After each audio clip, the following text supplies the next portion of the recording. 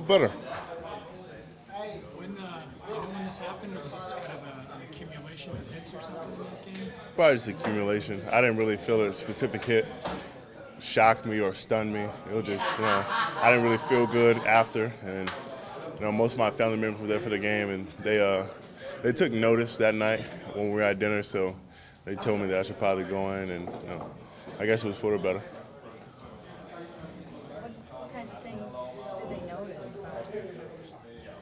about I had a good headache. I really didn't feel like eating. I felt kind of nauseous, and I was a little bit dizzy, but it was really just working into it. I had none of those symptoms during the game. I didn't really feel that way. It was just as the night progressed, I kind of started feeling that way. You bounced back pretty quickly. You missed only one game, though. So how do you tell us how you feel about that, and then your plans for this week ahead? I plan to go home. Just take some time off. In Texas, and I'll make sure I'm working out and keep my body, in tip-top shape. But just get away from football a little bit and just try to get myself back to, peak condition. But feel good.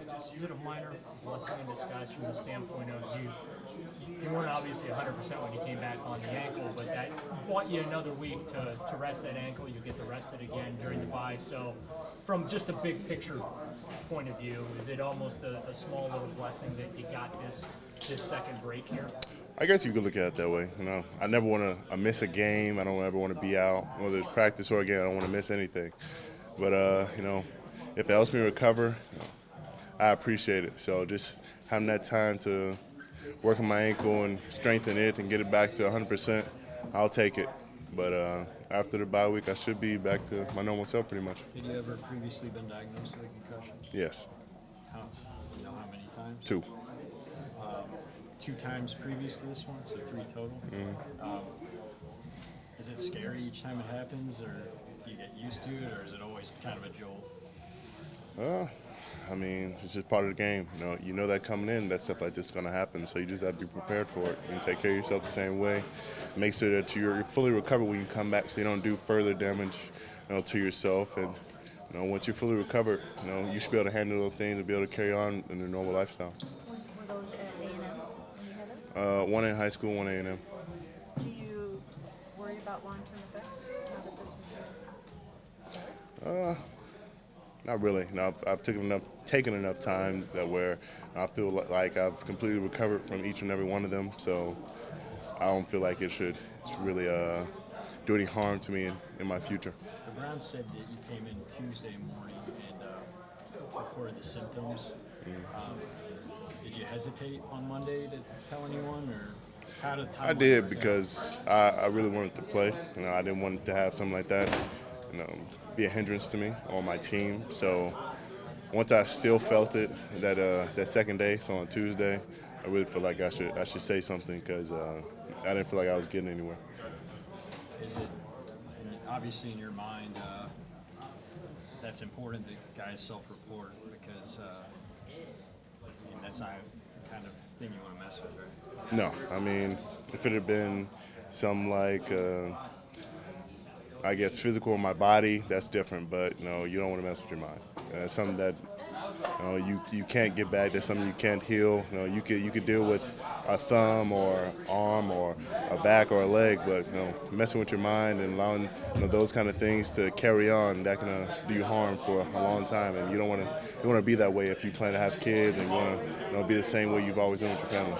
Is there anything in you, though, because in the decades past, guys would feel like they're not being macho enough if they would keep those things to themselves. That's probably why former players are like they are. So is there anything in that says, hey, I'm not being a man here if I go and report this? It's all up to you. It doesn't really bother me what other people say, whether I'm being a man or not. I want to have kids one day, and I want to be able to take care of them how I see fit. I don't want to be constricted by my playing and how the football has affected my mind. And I'll play through anything. I'll play through my foot, my arm, anything that's affecting me below my neck, because I can't play around my brain. In the 3 games that you've played, you've been very productive, 4 sacks, you've had a multitude of pressures, you've hit the quarterback a couple of times. Does that get you excited, though, knowing the impact that you've already been able to make in just such a limited scope of time? I really don't think about it that way. I just, I'm not really going out there to be a stat pattern. I just want to be effective. So, well, that's getting the quarterback and getting in his face and intimidating him and getting him off the spot so he can't complete passes and whatever it takes to win ball games. That's what we're worried about, and that's what I'm concerned about. Coming off the Titans game where you played the most you had played, did you feel like you were getting in the rhythm you wanted to? And then when you said coming out the bye, you think you'll be back to your normal self, you mean ankle 100%? Yeah, I think I'll be 100% on my ankle, and I don't think I'll be having any effects from concussion either. I feel fine now. I've cleared protocol, so I should be back to normal. But after the Titans game, did you feel like you kind of where you wanted to be as a player? No. Third straight starter? I still want it to be better. There was things I could have done better, and I still kind of, if I stepped on my ankle, in some ways I kind of pull off a little bit. It couldn't have been, exactly how I wanted to, but in a couple weeks it'll be all behind me. The bye comes at a time where you guys can kind of self-reflect on where the team is at. How hard has this been on you, Myles, in that the reasons you haven't been on the field are things you really can't control? How frustrating has that been for you? It's rough because there's a feeling of helplessness, knowing that there's really nothing you could do. It's just that sprain, somebody fell on me, and it's not like I was doing anything reckless. It was just chance, and so you just gotta look at it from here and be like, well, there's something I can work on, there's something I can do better, something I could improve on while I'm healing.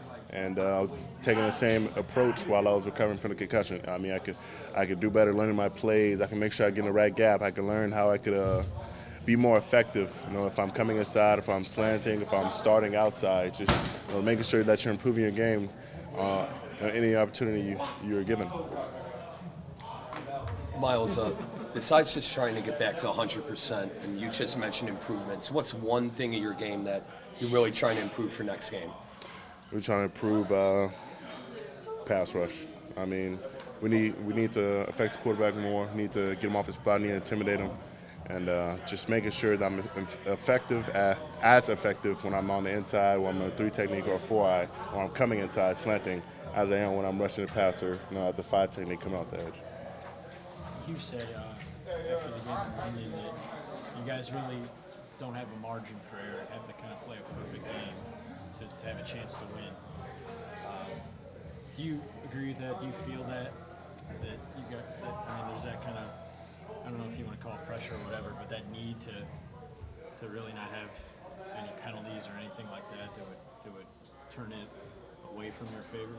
I mean, every team aspires to do that. I mean, they're just trying to limit the negative plays and the takeaways or the turnovers, because that just negates your chances of winning. So, I mean, the more times you give the ball away, the more times you start drive 1st and 15 or when they're on defense and it's 1st and 5 because you jump off sides or anything like that, that just gives the offense or defense or your opponent another chance to come at you, take a shot, or do things that going to have you on the opposite end of where you want to be.